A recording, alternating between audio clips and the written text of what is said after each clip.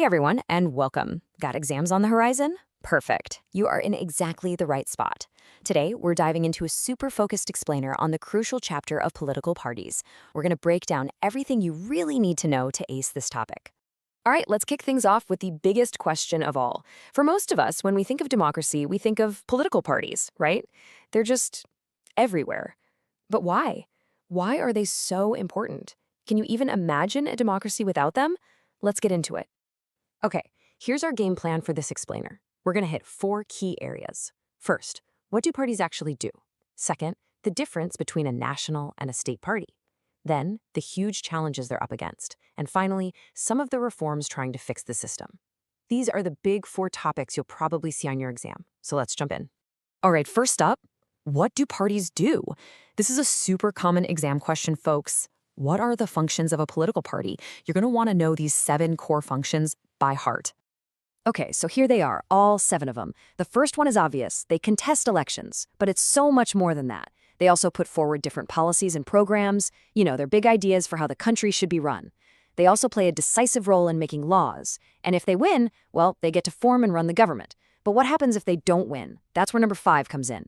They play the incredibly important role of opposition, keeping the government in check. They also work hard to shape public opinion. And finally, they act as a bridge, giving us, the citizens, access to government machinery and welfare schemes. That's all 7. So we know what parties do, but how does a group of people officially become a party that's recognized by the Election Commission? Well, that brings us to the difference between a national and a state party. And you know what? It really all comes down to a numbers game. Okay, pay close attention here, because this is classic exam stuff. To be a state party, you need to hit 2 targets in a state election. But to be a national party, you can see the bar is way higher. You need that vote share on a much bigger scale, either nationally or across several states. Plus, you have to win more seats in the Lok Sabha, the national parliament. So let's really lock in on that first key number, 6%. This is the magic number for vote share. It's the minimum percentage of total votes a party needs to get, whether it's trying to become a state or a national party. Remember that number, 6%. But wait, for a national party, just getting the votes isn't enough. They have another hurdle to clear. They absolutely have to win a minimum of 4 seats in the Lok Sabha. So for a national party, it's 6% of the vote and 4 seats. Now, for a state party, the number of seats they need is a bit different. Along with that 6% vote share in their state, they need to win at least 2 seats in that state's assembly. Okay, let's recap this because it's super important. State party, 6% of the vote and at least 2 seats. National party, 6% of the vote and at least 4 seats in the Lok Sabha. Got it? Good. So, parties are obviously essential for a democracy. But man, they are not perfect. Far from it. So let's talk about the 4 big challenges that political parties face pretty much everywhere, not just here. These are the big 4 you need to know. First up, there's a lack of internal democracy. Power tends to get concentrated right at the top, in the hands of a few leaders. Next, you have dynastic succession, where leadership gets passed down within a family, almost like a crown. Then there's the big one, the growing role of money and muscle power to win elections. And finally, what does this all lead to for us, the voters? Often, a feeling that there's no real meaningful choice between the parties anymore. And this quote right here, it really nails that third point about money and muscle. When winning is the only thing that matters, parties start taking shortcuts. They might choose candidates who have tons of money or influence instead of choosing the best person for the job. This cartoon just says it all, doesn't it? You've got the Election Commission trying to lay down the law, but the politicians are pretty much just shrugging it off. It's a perfect visual of that constant tug of war to keep elections clean, and it's a huge challenge for any democracy.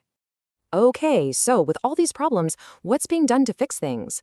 Well, there have been some major efforts to reform the system. There are 2 key reforms you absolutely have to know for your exam. First up is the anti-defection law. So what's defection? Basically, it's when a politician gets elected on one party's ticket, and then, boom, they jump ship to another party after the election is over. Why would they do that? Well, usually for some personal gain, maybe some cash or a fancy minister post. This law was brought in to stop this kind of party hop. And here's the key thing. This law has teeth. If an elected representative defects, the law says they lose their seat. Simple as that. It's a big consequence. and it has really helped cut down on this kind of political horse trading and made things a bit more stable. All right, the second big reform you need to know about is the affidavit. What's an affidavit? Just think of it as a signed, sworn legal document where a person makes a formal statement about their personal info. Now, thanks to the Supreme Court, this has become a really powerful tool for transparency. So now it is mandatory for every single candidate running for election to file one of these affidavits. In it, they have to give details about their property and any criminal cases they might have pending. The whole point is to put the information out there for all of us to see. It gives us, the voters, the power to make a smarter choice and hopefully pushes back against the influence of money and crime in politics. And that brings us full circle to a really big question. We have laws, sure, but who really holds the power to make political parties better? And maybe, just maybe, the real power doesn't lie with the politicians. Maybe it lies with us, with ordinary citizens, with the media, with people who get involved and demand better. So I'll leave you with that thought. What's our role in all of this? How can we push for a stronger democracy? Something to think about. All right, that's it. All the very best for your exams.